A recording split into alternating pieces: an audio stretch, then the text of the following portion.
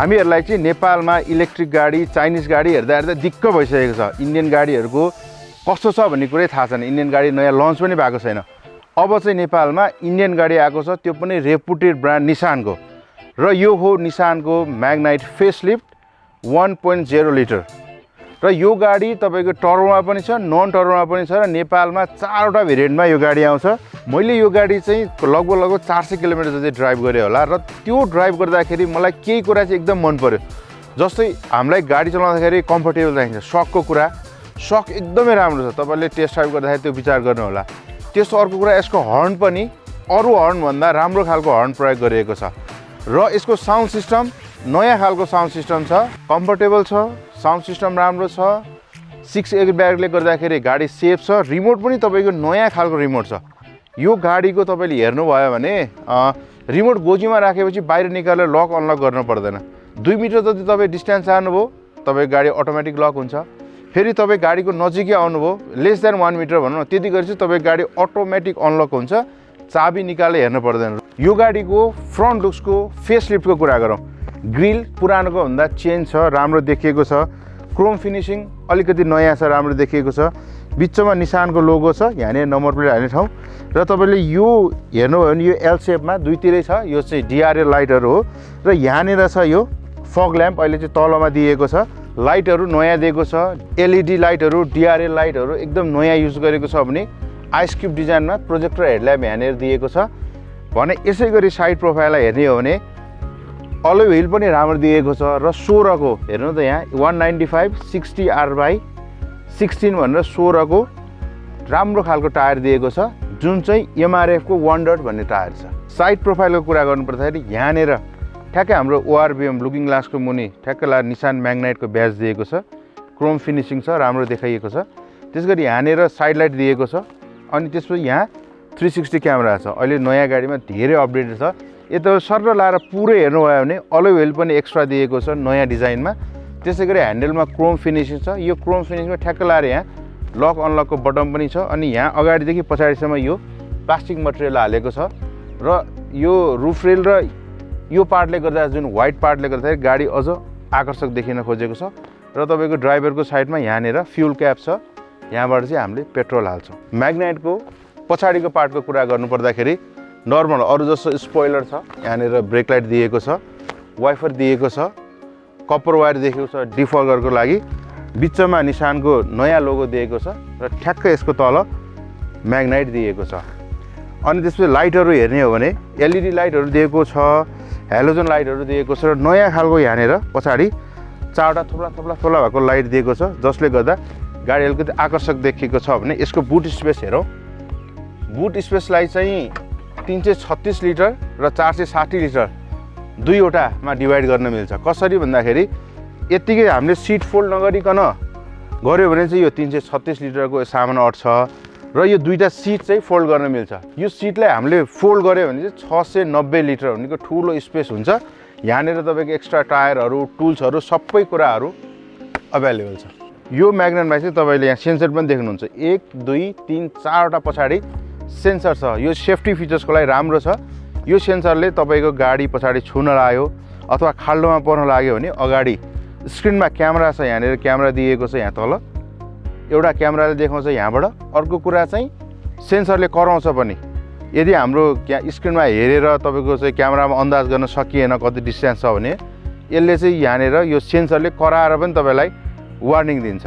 ठ्याक्कै हाम्रो लोगोको सेन्टरमा यहाँनिर माथि सार्क हुने एन्टिना छ। यो चाहिँ नेपालमा आएको एन्टिनाहरूको लेटेस्ट टेक्नोलोजी सम्भवतः यही नै होला। यो गाडी जुन निसानको म्याग्नाइट छ यो 4वटा भेरिएन्टमा आउँछ। 1000 सीसीको गाडी हो। यसको फ्युल ट्याङ्क 40 लिटर क्यापेसिटीको छ र यो 1000 लिटरको नन टर्बोमा 2टा अप्सन आउँछ, टर्बोमा 2टा अप्सन आउँछ। र यो गाडीको अर्को एउटा स्पेसल कुरा भनेको एउटा ग्राउन्ड क्लियरेन्स पनि एकदम राम्रो छ। 205 mm ग्राउन्ड क्लियरेन्स नेपालमा आएको सर्वाधिक धेरै ग्राउन्ड क्लियरेन्स मध्येको एक पनि हो। यो गाडीमा 5 गियर छ, 5 गियर र रिभर्स गरेर 6वटा गियर छ। र यसको अगाडिको डिस्क चाहिँ अगाडिको ब्रेक चाहिँ डिस्क ब्रेक छ भने पछाडिको ब्रेक चाहिँ ड्रम ब्रेक छ। म्याग्नाइटको केही सेफ्टी फिचर्सको कुरा गरौँ। सेन्सर सेफ्टी फिचर्स हो, एयरब्याग छ 6वटा, त्यो पनि सेफ्टी फिचर्स हो। त्यसबाट 360 डिग्री क्यामेरा छ, सेन्सरमा पनि अलार्म बज्ने सिस्टम छ, ABS छ, EBD छ, ट्र्याक्सन कन्ट्रोल छ, ESC छ, धेरै सेफ्टी फिचर्स छ र पुरानो गाडी भन्दा नयाँ म्याग्नाइटको फेसलिफ्टमा 20 वटा नयाँ फिचर्सहरु राखेको छ। तर अहिले चाहिँ स्टार्टिङ प्राइसमा चाहिँ जुन पहिलाको म्याग्नाइटको प्राइस थियो त्यही प्राइसमा यो गाडी लन्च गरेको छ, त्यो हो 34,75,000। यो निसानको म्याग्नाइट गाडी चाहिँ नेपालमा आउने बित्तिकै नेपाली मार्केटमा यति धेरै शेयर लिएको थियो कि अरु निसान गाडी भन्दा यो म्याग्नाइट गाडीले एकदमै धेरै मार्केट शेयर लिएको थियो। यस्तो डिमान्ड थियो कि पब्लिकको डिमान्ड जति पनि यसले चाहिँ गाडी डिमान्ड फुलफिल गर्न सकेको थिएन। एकदम धेरै बुकिङ पाइपलाइनमा थियो। कतिपय गाडीहरु त बुकिङ क्यान्सल गर्नु परेको थियो। यो गाडी त्यो लेभल गाडी हो। अब यसलाई म्याग्नाइटलाई यसो हेर्नुपर्दा के रहेछ भन्दाखेरि यहाँले क्रुज कन्ट्रोल हालेको रहेछ, भोइस कमान्ड दिएको छ हैन, फोन यहाँबाट काट्ने उठाउने दिएको छ, भोल्युम प्लस माइनस यताउता यो सबै कुराहरु यहाँ दिएको छ, स्टियरिङ कन्ट्रोल दिएको छ, एयरब्याग पनि दिएको छ, यहाँ नि एयरब्याग दिएको छ है।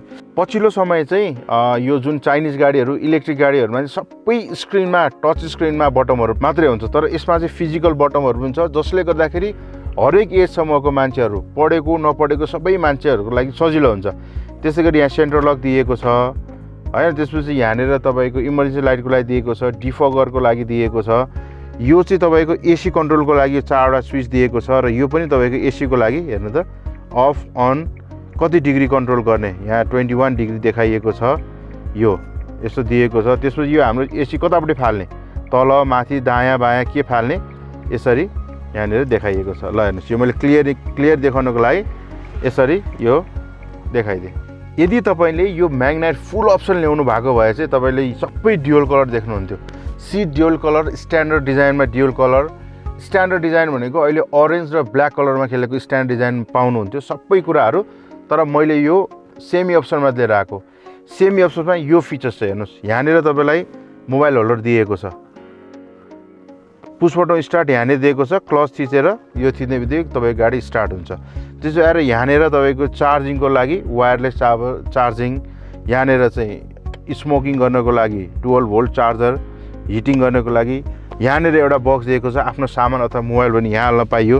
यहाँ दुईटा कप होल्डर राखेको छ, तपाईले चस्मा यसरी चस्मा मोबाइल राख्न पाइयो, यो खालको लाएर दिएको छ। यहाँनेर कुल बक्स दिएको छ र यो फुल अप्सनमा अलिकति यो पुरै डिजाइन चेन्ज हुन्छ र प्रिमियम डिजाइनमा चाहिँ फुल अप्सनमा आउँछ, जसमा चाहिँ कुलिङ बक्स पनि हुन्छ। यहाँनेर तपाईले 10 लिटर बराबरको कुलिङ बक्स चाहिँ यहाँनेर पाउनुहुन्छ।